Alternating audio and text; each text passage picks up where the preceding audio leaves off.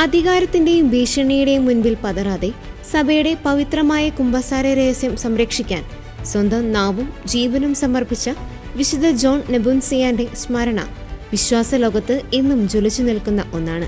14-ാം നൂറ്റാണ്ടിൽ ബൊഹോമിയയിൽ നടന്ന ഈ സമാനതകളില്ലാത്ത പോരാട്ടം കത്തോലിക്ക സഭയുടെ ചരിത്രത്തിലെ സുവർണ അധ്യായമാണ്. ചെക്ക് റിപ്പബ്ലിക്കിലെ നെപോമുക് എന്ന ഗ്രാമത്തിൽ ലളിത ജീവിതം നയിച്ചിരുന്ന ദമ്പതികൾക്ക് മാതാവിനോടുള്ള നേർച്ചയുടെ ഫലമായാണ് ജോൺ ജനിച്ചത്. മികച്ച വിദ്യാഭ്യാസത്തിന് ശേഷം പുരോഹിതനായ അദ്ദേഹം പ്രാഗിലെ അതിരൂപതയിൽ കാനൻ നിയമ പണ്ഡിതനായും പ്രശസ്തനായ പ്രസംഗകനായും സേവനമനുഷ്ഠിച്ചു. ബൊഹോമിയയിലെ വെൻസെസ്ലസ് 4-ാമൻ രാജാവിന്റെ പത്നിയായ ജോഹന്ന രാജ്ഞിയുടെ കുമ്പസാരക്കാരനായിരുന്നു ജോൺ. ക്രൂരനും സംശയരോഗിയുമായിരുന്ന രാജാവിന് തന്റെ പത്നി കുമ്പസാരക്കൂട്ടിൽ വൈദികനോട് എന്താണ് പറയുന്നതെന്നറിയാൻ അതിയായ താല്പര്യമുണ്ടായിരുന്നു. വൈദികനെ കൊട്ടാരത്തിലേക്ക് വിളിച്ചു വരുത്തിയ രാജാവ് രാജ്ഞിയുടെ രഹസ്യങ്ങൾ വെളിപ്പെടുത്തിയാൽ വലിയ പദവികളും സമ്മാനങ്ങളും നൽകാമെന്ന് വാഗ്ദാനം ചെയ്തു.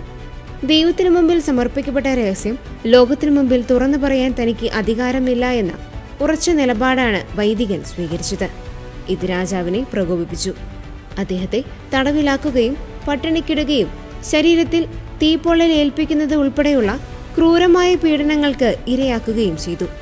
എന്നാൽ ഓരോ പീഡനമുറകളിലും യേശുവെ, മറിയമ്മേ എന്ന നാമങ്ങൾ മാത്രമാണ് ആ നാവുകളിൽ നിന്ന് പുറത്തു വന്നത്. 1383 രാജാവിന്റെ ഉത്തരവ് പ്രകാരം കൈകാലുകൾ കെട്ടി പ്രാഗിലെ പ്രസിദ്ധമായ ചാൾസ് പാലത്തിൽ നിന്ന് വൈദികനെ വ്ളാറ്റാവ നദിയിലേക്ക് എറിഞ്ഞു.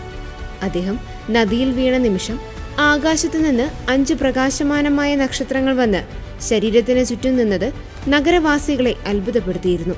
300 വർഷങ്ങൾക്ക് ശേഷം അദ്ദേഹത്തിന്റെ കല്ലറ തുറന്നപ്പോൾ ശരീരം അഴുകിയിരുന്നെങ്കിലും നാവ് മാത്രം ജീവനുള്ളതുപോലെ ചുവപ്പ് നിറത്തിൽ പുതുമയോടെ കാണപ്പെട്ടു. കുമ്പസാര രഹസ്യങ്ങൾ കാത്തുസൂക്ഷിച്ച ആ നാവിനെ ദൈവം അത്ഭുതകരമായി സംരക്ഷിച്ചു എന്നതിന്റെ തെളിവായി ഇന്നും ഇത് വിശ്വസിക്കപ്പെടുന്നു. 1729 ബെനഡിക്ട് 13-ാമൻ മാർപ്പാപ്പ അദ്ദേഹത്തെ വിശുദ്ധനായി പ്രഖ്യാപിച്ചു. കുമ്പസാര രഹസ്യം കാത്തുസൂക്ഷിക്കുന്ന പുരോഹിതരുടെ മധ്യസ്ഥനായും അപവാദങ്ങളിൽ നിന്നും അപകടങ്ങളിൽ നിന്നും സംരക്ഷിക്കുന്ന വിശുദ്ധനായും ലോകമെമ്പാടും അദ്ദേഹം വണങ്ങപ്പെടുന്നു. പ്രാഗിലെ ചാൾസ് പാലത്തിൽ ഇന്നും അദ്ദേഹത്തിന്റെ പ്രതിമ വിശ്വാസികൾക്ക് വലിയൊരു ആത്മീയ സാന്നിധ്യമാണ്.